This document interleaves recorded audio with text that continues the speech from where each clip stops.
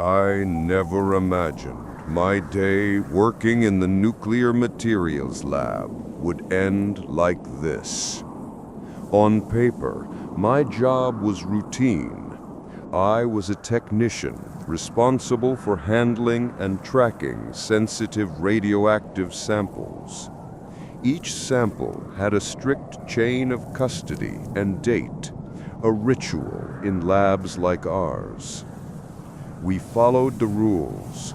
Personal gear went in lockers by the entry, never actual samples.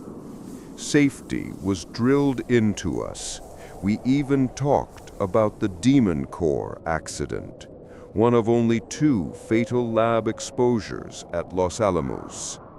So when I found that locker, it felt like a betrayal of everything we knew.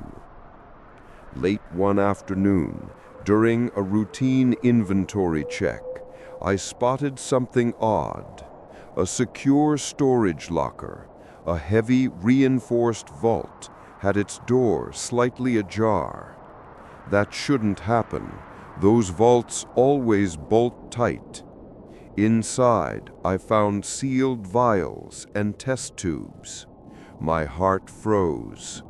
The labels showed collection dates, years in the future. For example, one label read March 2030, as if someone had traveled here and back. I blinked and looked again. The dates were clearly printed by our own label printer. I snapped photos with my lab phone. Since all entrances have cameras, it was already on tape. Then I alerted the shift supervisor. When she saw those labels, her face went pale. We double-checked our digital logs. The system showed those samples were scheduled for future years, not today. It was a paradox we couldn't explain. Within minutes, the lab went into emergency mode. The radiation safety officer, or RSO, arrived and surveyed the area. There was no radiation alarm. The samples were sealed and inert, but protocol demanded action. We secured the lab. No one could leave or enter except on camera. I was asked to explain exactly how I found the locker. Meanwhile, IT and security teams began combing through every system log. Securing the scene. Badge and camera logs showed only me and one other staff member had accessed that section today. We logged every swipe. Nobody was unaccounted for. Technical audit. IT specialists reviewed the network and our databases. There were no hacks or software errors in the system. The only oddity was a printer log at 2:47 a.m. showing the future-dated labels had been printed, but no user was recorded at the printer that night. Personnel interviews. All authorized lab staff were questioned. No one admitted to printing or placing those samples. The mystery only deepened with every answer. Late that night, after everyone else had left, I quietly returned to the lab. My hands trembled as I checked the locker again. Then I saw it. A small yellow sticky note stuck under a shelf. It was written in my handwriting and read, "Visit Norris Street Safe Deposit, 7 a.m. tomorrow." Signed, my name. I picked it up and felt my heart start to pound. Someone had planted it there. Someone who knew exactly how to get under my skin. Over the next few days, we grasped at every theory we could imagine. In the break room, between sips of bad coffee, we rattled them off. Time warp or reactor effect. Some joked it sounded like science fiction. I remembered reading about scientists who placed atomic clocks at different distances from a nuclear reactor to test if time runs differently. Could our reactor have warped time, pulling samples from the future? It sounded crazy, but it fit the facts better than most ideas. Insider sabotage or prank. Could someone inside the lab have done this? They'd need intimate knowledge of our systems and access to the printer. And why date them so far ahead? If it was a joke, it was elaborate and dangerous. Maybe a software error caused the wrong dates. But the labels themselves were printed by our machine. This was a physical object in front of us, not just a digital display. Some even half-whispered about paranormal interference or hidden technology.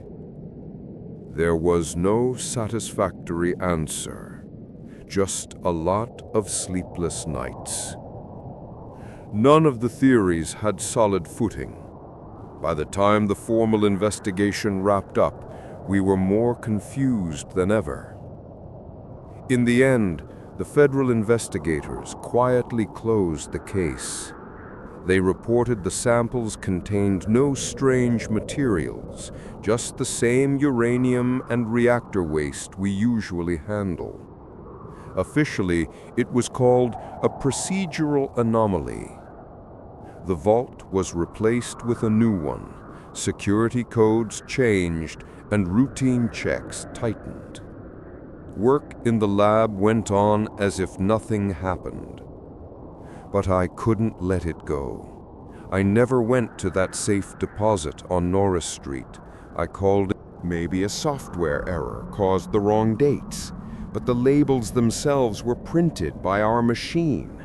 This was a physical object in front of us, not just a digital display. Some even half-whispered about paranormal interference or hidden technology. There was no satisfactory answer, just a lot of sleepless nights. None of the theories had solid footing. By the time the formal investigation wrapped up, we were more confused than ever. In the end, the federal investigators quietly closed the case. They reported the samples contained no strange materials, just the same uranium and reactor waste we usually handle. Officially, it was called a procedural anomaly. The vault was replaced with a new one, security codes changed, and routine checks tightened.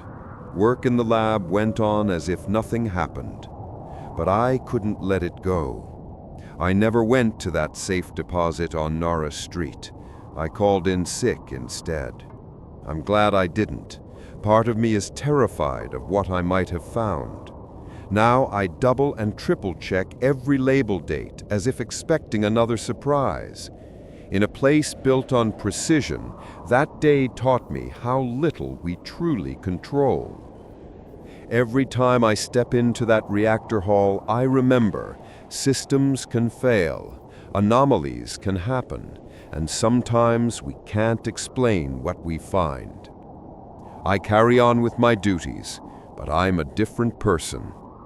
What do you think happened with those future-dated samples? Was it a glitch, a person with a sick sense of humor, or something else entirely? Share your thoughts in the comments below. If this mystery intrigued you, please like and subscribe for more unexplained tales from the fringe of science. Stay curious, the next strange discovery might be just around the corner.